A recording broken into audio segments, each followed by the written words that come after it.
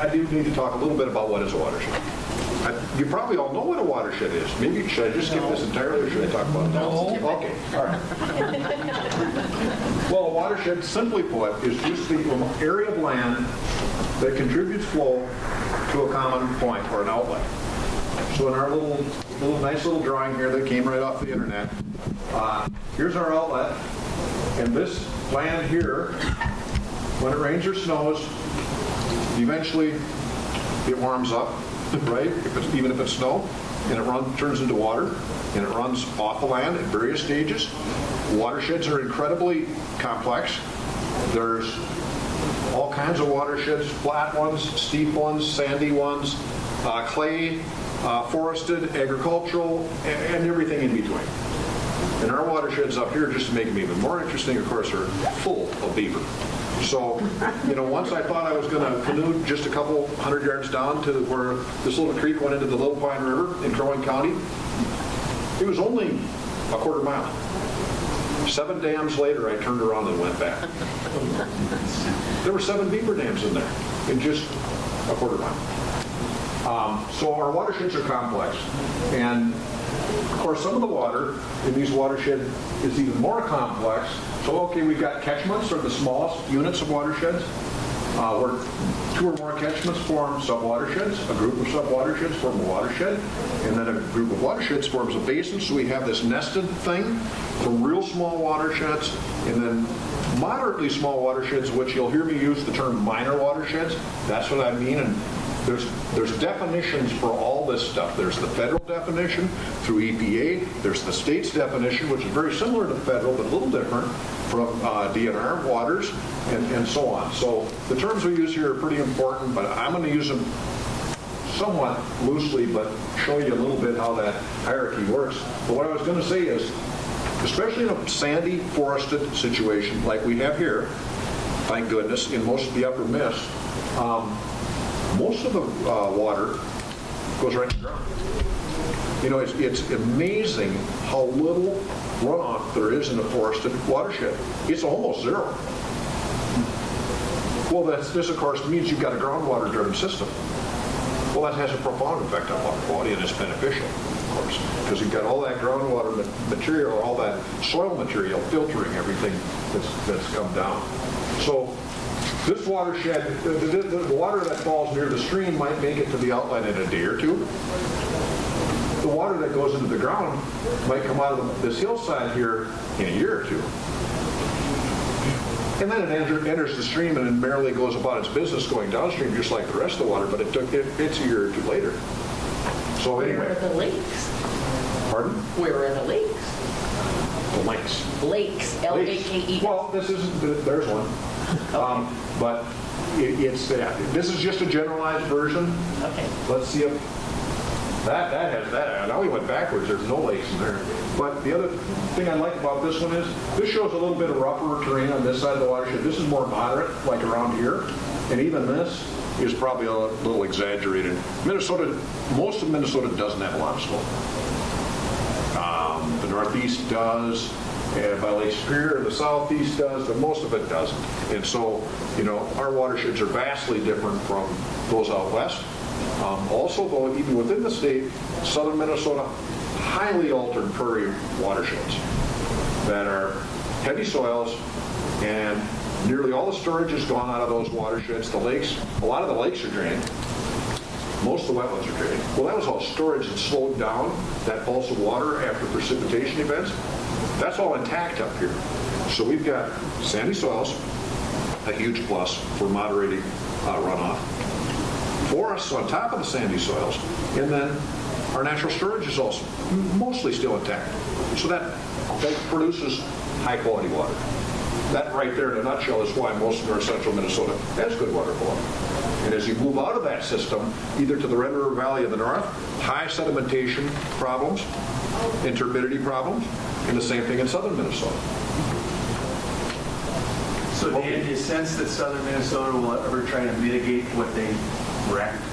Well, we are all the time, to the tune of millions and millions of dollars now, thanks to the legacy and the referendum that passed in 2008. But, it's not that easy to put it back together. That's a youthful landscape because the glaciers were off not that long ago, so it's a very young landscape. We took the storage out of it, the wetlands, and now as you increase the runoff from those watersheds, the little stream that was there wasn't built to handle that kind of runoff. So those streams are down cutting.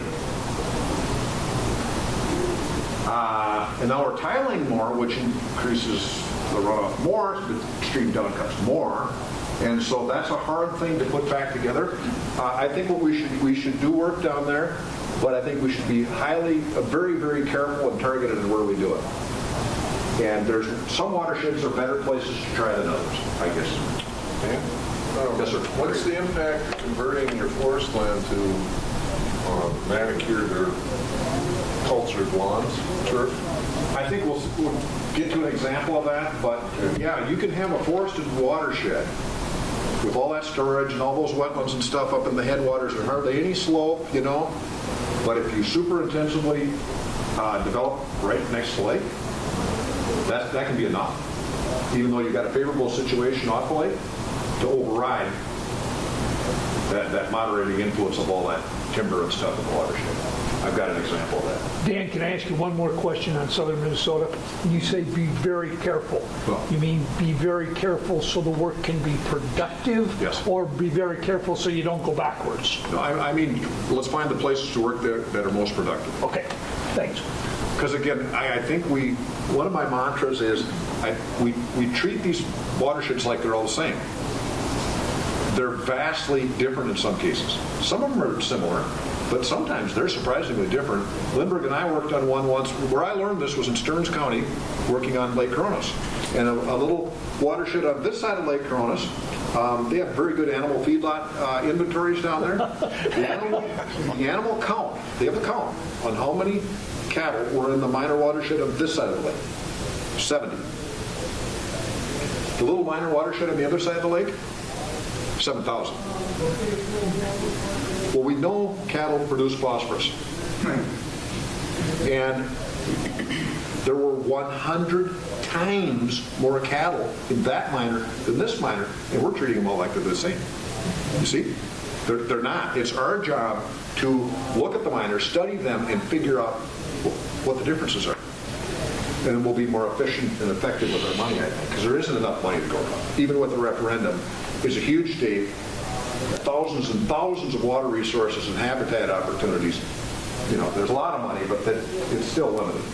So anyway, let's just look real quick on the, if you start with the national scene, and the HUC hydrologic unit is what that HU means, and you'll hear the term HUC 10 or HUC 8, or it's all organized, how we talk about watersheds, and so HUC just means hydrologic unit code, and it's a USGS federal term. So we start with the national scene. Oh, I got to back up. Minnesota, of course, even though we're here in the middle of the continent, we have water going down out of southern Minnesota, the Mississippi River to the Gulf, off the eastern part of Lake Superior through the St. Lawrence Seaway to the Atlantic, and water going north through the Red up to Hudson's Bay. I got to say this again. My dad told me when I was a little kid that when he was a little kid, growing up in Minneapolis, in grade school, they taught him that Minnesota was the rooftop of the nation. That's the only time I've ever heard anybody say that. But they did used to teach that, and it's true. It's totally accurate. It's not the only rooftop of the nation because, of course, there's the Great Divide out in the Rockies. But it is a rooftop of the nation. That's kind of cool. So anyway, now we've come in a step to Minnesota. Here's another step closer. The major basins of the state. Only water coming into Minnesota is right there from South Dakota and down here to Iowa. Otherwise, all our water is going out of the state. Pretty unique. Now we've come in a notch to the subbasin perspective, and we're moving in. You can see Leech Lake there, and Winnie, and Grand Rapids right here, and Brainerd's down here, and so on. So now we've moved in a notch, and terms of rivers we're more familiar with. And then they're talking about this example that they put on the website was about Lake Carlos, which is right out here in western Douglas County. The headwaters of the Long Prairie River, which flows into the Crow Wing, which then joins the Mississippi just below Brady. How many watersheds do we have in Itasca County then, Dan? Minor watershed. I don't know how you... Crow Wing County, what I call a minor watershed, which I think is a Huck 14. Crow Wing County has 125. Itasca County is a much bigger county, so I'd say about 200. I think Cass has about 200. So that's minor watersheds. Major watersheds, about parts of 6, I would say.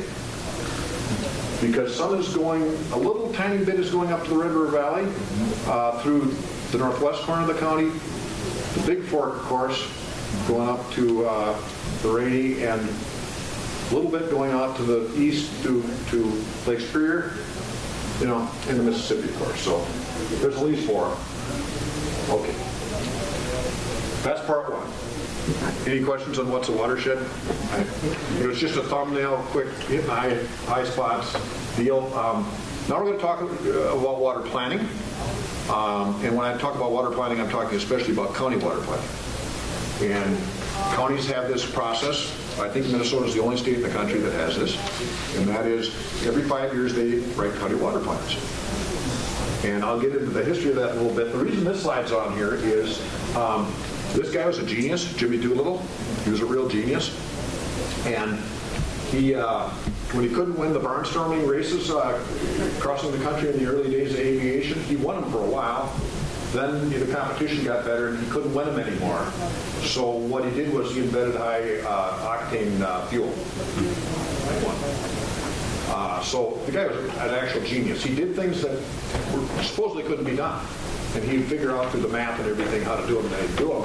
Well, and he makes this great quote, and this is very central to water management in Minnesota, where we've got all kinds of really high-quality water in the northern part of the state, and much of the state is in a restoration mode where it's not high quality anymore.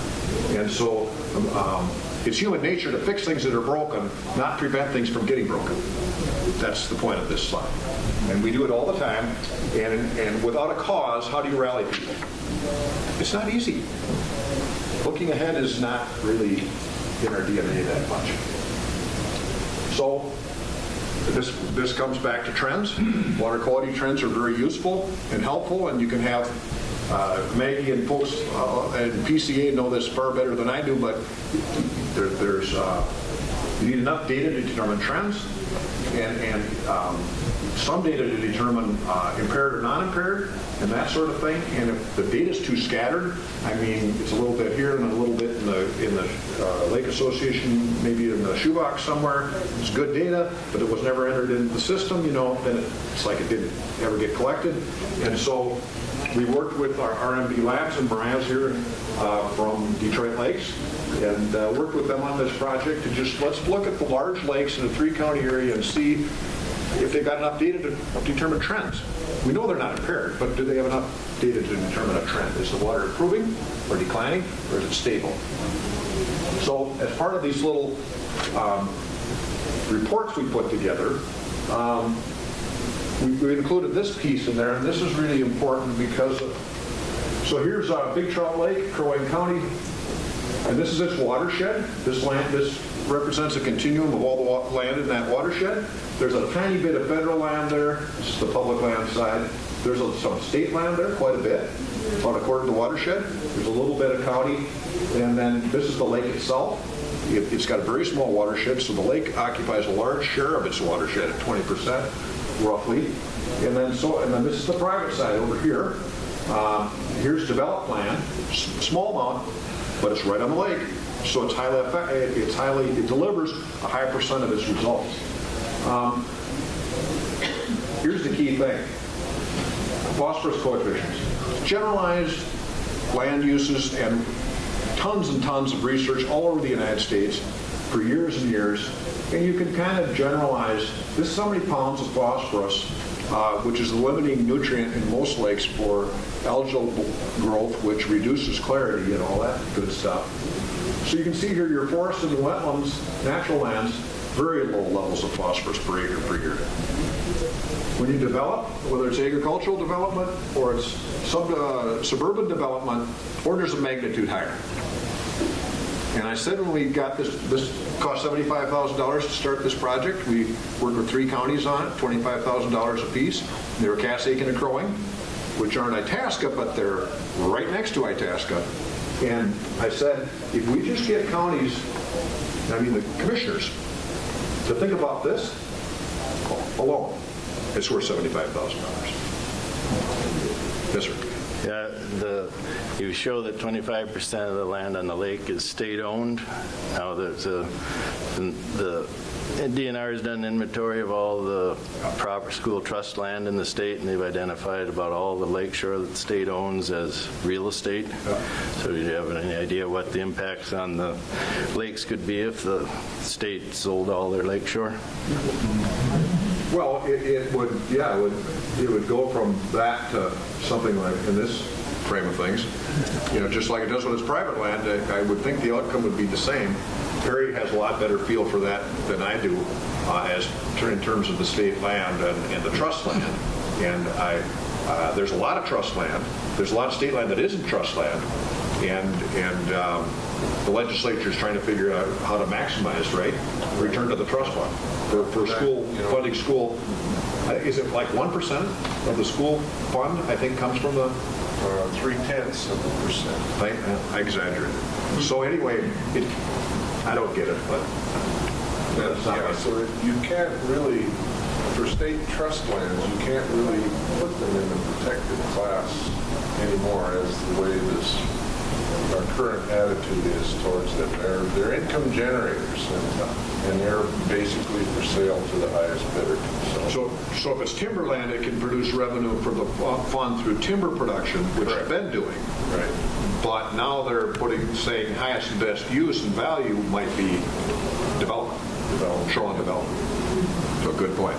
But it's also important that people understand that 2 sections in each township are Yes. set up for schools. From the way You got to back, think about that a little bit. 16 and 36 Right. are the 2 So in sections. every township, so now if the legislature turns around and sells this land to develop, think about what the phosphorus numbers can do. So we've been thinking of it as part of our protected clean water infrastructure, is what we call this yellow bar.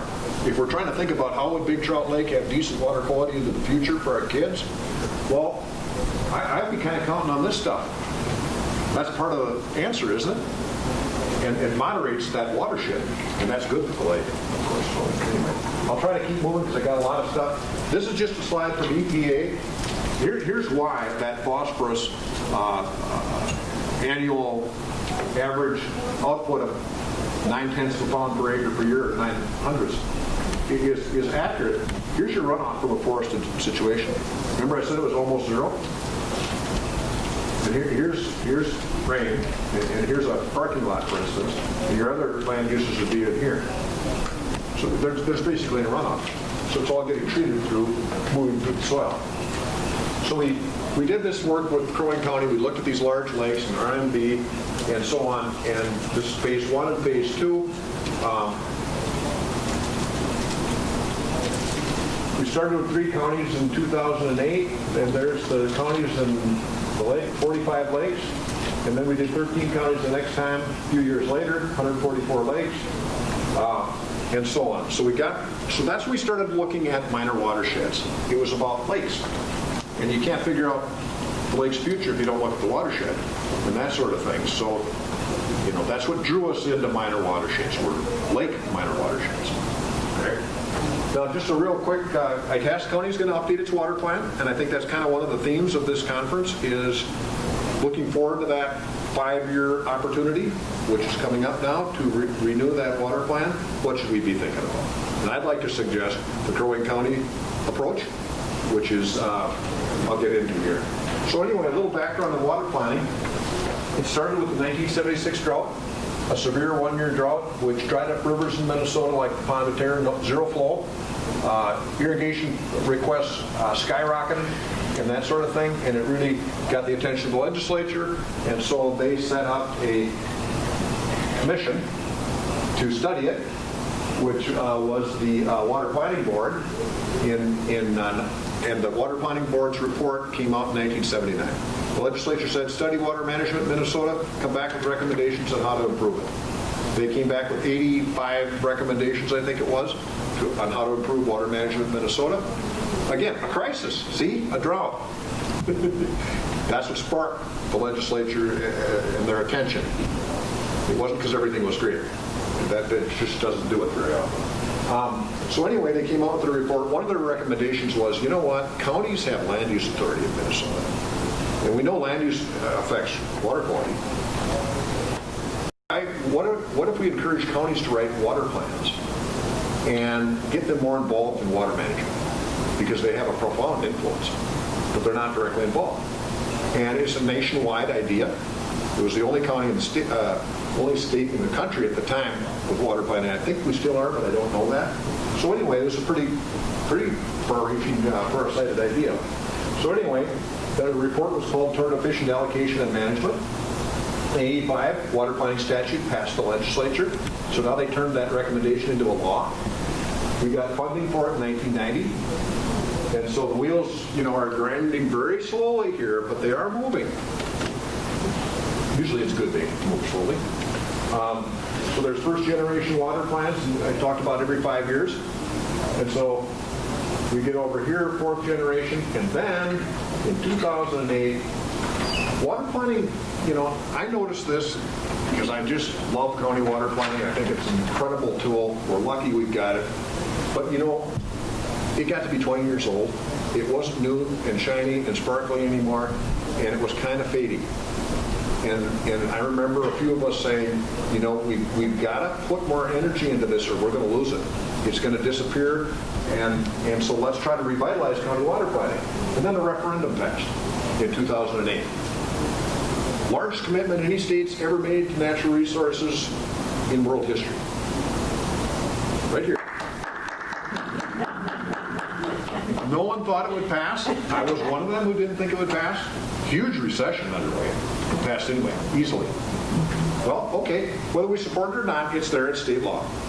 There's 90 to 100 million in the Habitat Fund each year. There's 90 to 100 million in the Clean Water Fund each year. And there's 90 to 100 million in the Parks, Trails, and Arts Fund each year. That's a given. The question is, what are we going to spend it on? How effective are we going to be with that money?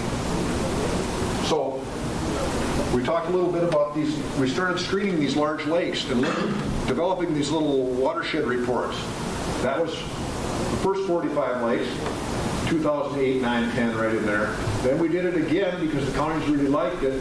Then we did it again, and then see, this was, we weren't studying the whole county. We were just looking at the watersheds of large lakes. And we learn, each time you see we're learning and we're building on what we learned. And so it's getting better, a little better, a little better. And RMD and other folks contributing a lot to this. So Crow Wing County then, I challenged them. They're one of my 6 counties. I said, how would you guys like to be the first county in the state of Minnesota to write a plan that really focuses on water quality protection? And they have a very sharp county water planner there that works in the Environmental Services Office, Mitch Brinks. Just a GIS whiz. He's scary. And he said, yeah, let's do it. And they did. So we'll get into that. Okay, so here's the problem. I call this the deer in the headlights look. Crow Wing County, 416 lakes. There's states that, a lot of states would struggle with managing 416 lakes, but the county's supposed to. And Itasca has more than twice that many lakes. And so this is a problem of abundance, superabundance. And so where do you start? It's overwhelming. So we said, well, why don't you look at the big lakes? You only have 16 that are over 1,000 acres. Of course, I wonder how many counties there are in the United States that have 16 lakes over 1,000 acres. Very, very few.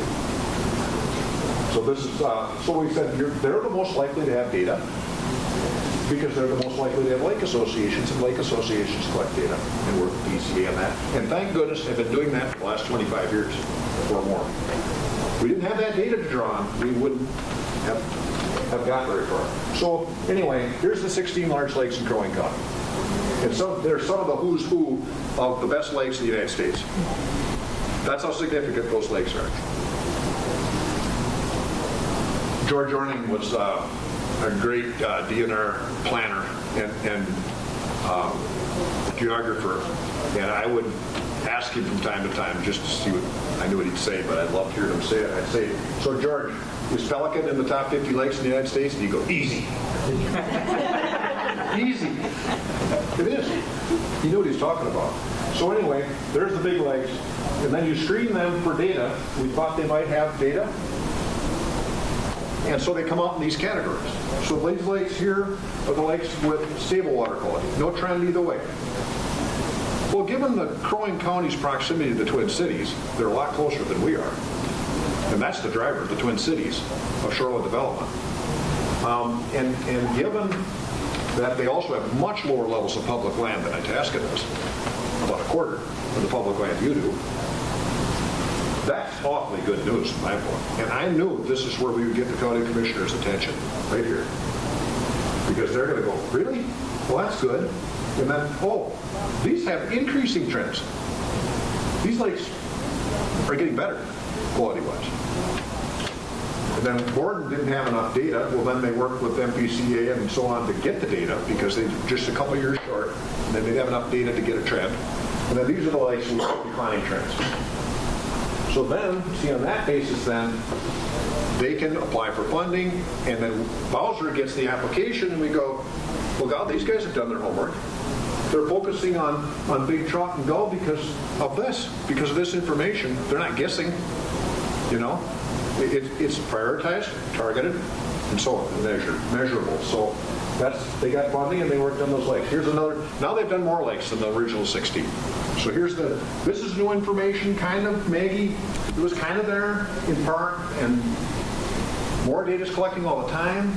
So when you look for a trend now, you can find it more often than when they've only been collecting for 10 years or 5 years. So this is constantly changing. And so anyway, Fisheries was a huge help in some work they did through Pete Jacobson and Mike Duvall. And they did this work that just shows that there's a huge correlation between watershed disturbance. The less of your watershed that is disturbed, and the more of your watershed that's protected, you tend to be over here in really good shape. And the more of your watershed that's disturbed, and the more of your watershed, the less of your watershed that's protected, that means county, state, federal land, the more likely you are to be over here. And then you look at, that's what the state looks like. So the sweet spot are the light green right here. That's where these lands don't have much risk. It's almost all federal and state and county land. Okay, so there isn't much risk up here. Right here is where you've got risk, but not so much risk that you're over here. You're in this category. So that was very helpful. And we took that thinking and Crow Wing County built that into their water plan. So they have a very simple system, 3 maps. The first map is what's protected. And by that, so there's the 125 minor watersheds in Crow Wing County, now color-coded for how much of their watershed surface is protected. Okay, so you can see the ag land, the ag region of Minnesota coming in right here, and the northern forest. They meet in Crow Wing County. That's reflected pretty clearly. So let's look at Osawatomie in particular, right there. That particular lake, very low protection levels. Okay, so then we introduced the concept of, well, the legislature keep telling us, if you're going to get these legacy funds and spend them on these projects, prioritize, target, measure. That's the mantra, over and over again. Prioritize, target, measure. Okay, after a while we start to get it. And so we said, well, they want to measure. Well, let's build a metrics so that people can get some measurement. Maybe it's crude and simple, but, so we introduced this concept of the needle, moving the needle. So then their second map is land cover disturbance, because that came from the DNR work as well. That's a big factor. And so again, you can see where there's more, this land is fairly highly disturbed because it's more agricultural in nature. And of course, the forest up here is much less disturbed. Although it's not the big grand white pine anymore, it's still forested. And runoff barely knows the difference. Okay, so let's look at Osawatomie again, and we see that although their protection level wasn't very high, it's all private land, their disturbance level is very low. It's forested. So that's good news. Dan, go further. I take what you're saying is there's a lot of cabins built there, but they haven't knocked them many trees to get them built. Is that a fair take? Yes, and even more than that, the developed stuff occupies a small percent of the watershed, the lake watershed. Okay. So what they did clear is overridden by the watershed that goes back 2, 3, 4 miles usually from the lake. Both those. So then, but where we do have data, in about a quarter of the county, a quarter of those minor watersheds have data, SECI data from the lake associations. So where we do have data, we're going to use it. The first two you got statewide, you see. How much land is protected, that's easy. That information's available statewide. Itasca County can do that. We've got the map done for Itasca now. And then the second one, disturbance levels, that's statewide data. That's cheap and easy and fast. This is the tough one. Water quality data is expensive to get. It takes time. So you take those three, and here Osawatomie has an improving trend. Now, whether it's really improving on its own or it's because there's zebra mussels in the lake, and that's part of it, I don't know. Way above my pay grade. Oh, you took it easy out there. I don't know. It's very complex, but there's people working on it. Thank you. So here's risk classification then. You take those three maps and you add them up. What's protected? What's disturbed? What's the data? If we've got some water quality data, what's that telling us? You add them up, and this is what you get. Okay? We did the same thing for the first 400 miles of the Mississippi River a couple of years later, and Mitch threw that on this slide to put the two together. So you can see areas in pink and yellow, relatively high. It doesn't mean there's a water quality problem there. It means there's the potential for one, because there's not much stopping it. And then Serpent Lake, look how that sticks out. Well, it's got Deerwood at one end, City of Deerwood, stormwater runoff, Crosby on the other end, runoff, small watershed, declining trend.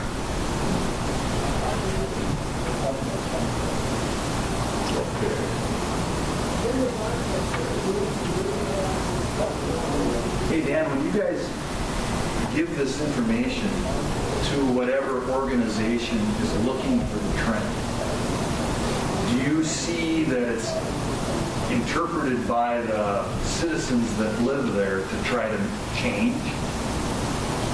Where are you at with that kind of thing?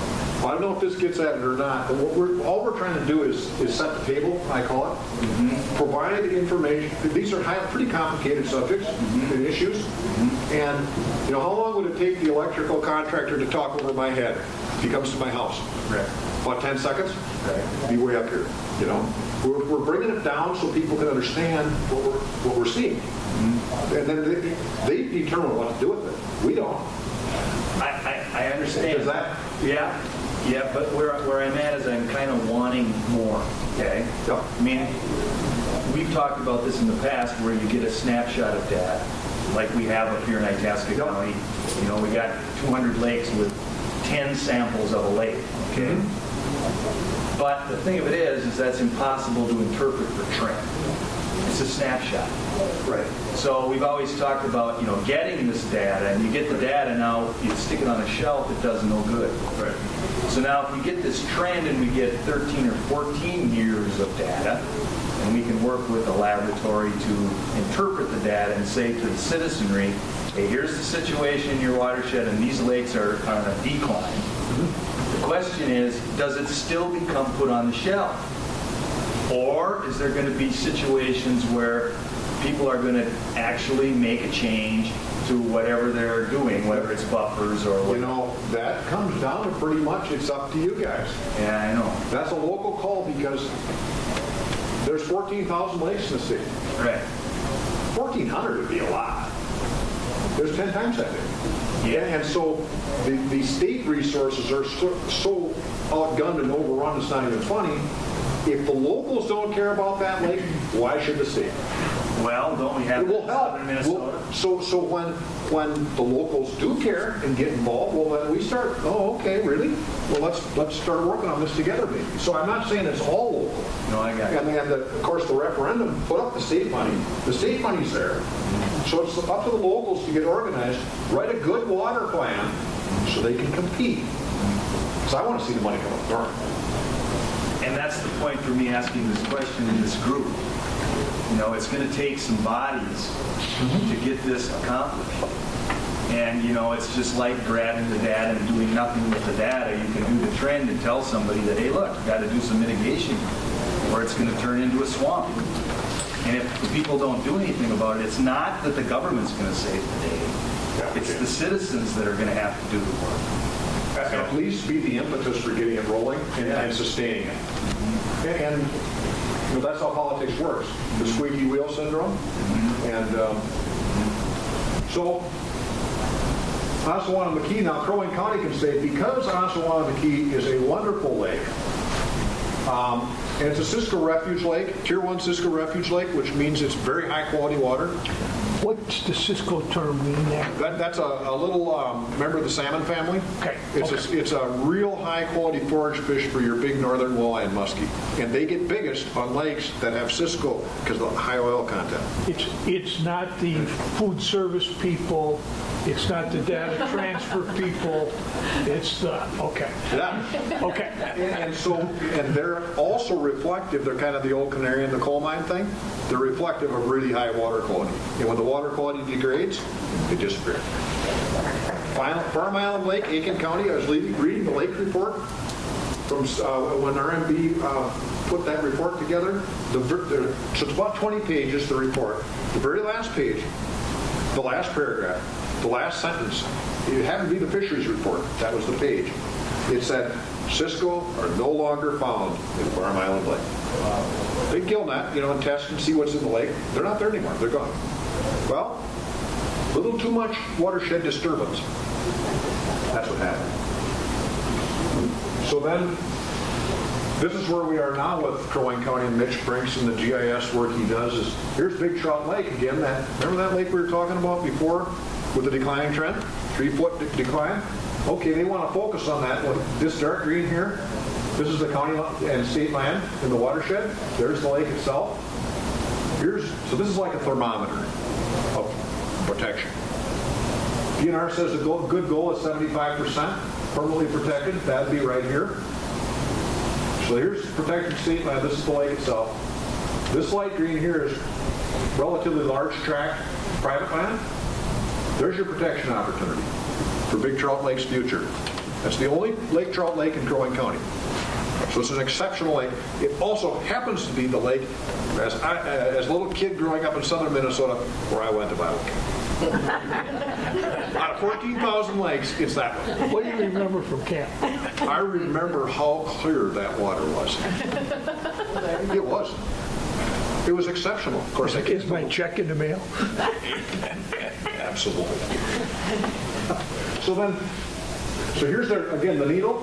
Here's their protection level. Here's their disturbance level. Here's their water quality, declining trend. So we're concerned. This is a conservation toolbox. And then we call this a habitometer. A little bit of a joke, but because, let's say, there's eagles flying over everything in Crow Wing County. They fly over Brainerd Baxter all the time, So we got a lot of good habitat up here. And there's timber wolves running along the Mississippi River in Crow Wing County. That's high quality stuff. So let's say we start straight up. If you have lake trout, you go up a notch. If you have wild rice, you go up another notch. If you have Cisco, you go up another notch. So that's why the habitometer is over here, and that's why the county cares. I mean, other than that, there's a massive amount of tax base on that lake. And they don't want to lose that either. Okay, I'm going to skip that one. This is, if you want to learn more about Crow Wing County's water plan, Mitch just put this online Tuesday. And you can go in there and toggle these two buttons right up here and looking and zeroing on all kinds of lakes and what's going on there, and it's pretty amazing. Okay, now I want to talk a little bit about implementation, because we don't plan to plan, we plan to implement. And so, wild rice, Minnesota is the epicenter of the world supply of natural wild rice. So this matters a lot. Very high quality wildlife habitat, right, Perry? Perry's been involved in this project. This just shows the wild rice lakes. We got this project started with DNR Wildlife about 5 years ago. And there's this habitat money, right? $90 million a year. Well, we said, well, why don't you give us a million or so, and we'll protect these wild rice lakes permanently. So they funded it, and so this is, we call this Deerwood rice, because there's so many rice lakes in Deerwood County. You know, you can't just call it rice lake, you got to call it something rice. So this is Deerwood rice, and this is the Deerwood shortcut right here, Blacktop, Crow Wing County 12. This is wetland back here, but this is an upland ridge. It's not a high quality lake from a fishing perspective, there's no fish in it, but with everything else developing, this is highly developable. Chunk, chunk, chunk, chunk into lots. It's all upland. There's blacktop right there, it's easy. So this became the first wild rice easement in Minnesota. And just by coincidence, my wife was right back there, and I live right there on that little lake. But we don't have wild rice. This is wild rice protection taken into a Cass County now. This is Highway 371. Bacchus would be right here. Linden Lake. This bay here is full of rice, and DNR said that would make a wonderful diver refuge for the diving ducks, because they bomb in. The ducks have these rice basins all dialed into their GPS. They know where they are. And going north and going south, they stock up on nutrients. So this is a wild rice easement we're working on right now. The fellow just passed away 2 weeks ago. That was his legacy, was to see that permanently protected. Now his daughter inherited the land, and she's on board, and we're going to get an easement on there. And this is the Pine River coming out of there. Just gorgeous right here. Then the neighbor heard about it. He came in. He wants an easement too. Okay. We did this one last year. This one's done. This Brockway is all rice. This is a fish lake with rice on this end. Hattie's the same thing. Oh, wait a minute. So what you're saying for the easement is you purchased an easement, and that is for rice development? It's for, they sold their right to develop. They still own the land, they still pay taxes on it, and they manage the timber. That's fine too, under a stewardship plan. But you're not going to grow subdivisions. That's what that bend in the river looks like. Right to there. So, you know what it costs to protect that bed of the Pine River? Half a mile of it? $60,000. Goodbye. Is that, that's not a bad use of referendum money, is it? No. When you show that to the people, when you show that to the people who voted for it in the Twin Cities, they'll go, well, that makes sense. Won't they? That makes sense. Okay, Lindbergh, this is for you. So this forested stuff is all good, but you know what? We can dice it finer than that. The risk isn't over here, other than the state trust issue. The risk isn't over here. This land doesn't very often grow subdivisions, other than the state trust fund. This land does, all the time. So this is where the habitat gets fragmented and the water quality degraded, over here. So it's not just forest land, it's the private forest land that's the key. Dan, Yes. can you wrap up?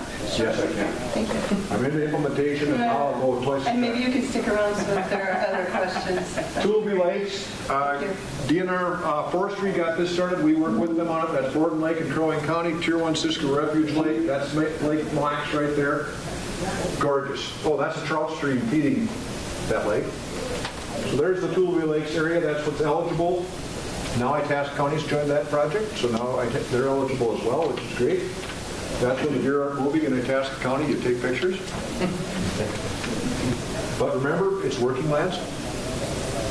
They produce products, and that's good for the economy and the landowner. And that's the little tributary that goes into the southwest corner of Sand Lake, up by Bowstring. Look at that water. So that's what the forest does. It just does that all the time, and we take it for granted. Okay, so anyway, I'll finish here. Well, this is the Mississippi Headwater Ford. Really cool project we're working on there. I have fun. I've got a really good secretary. She builds all these PowerPoints. Really good. Anyway, so then here's another project, 7,000 acres of protected habitat base just off Highway 371 in Crow Wing County. That's what it looks like from the air. And this is part county forest land, part either WMA, and a whole bunch of easements around it. Minnesota's first WMA buffered by easements.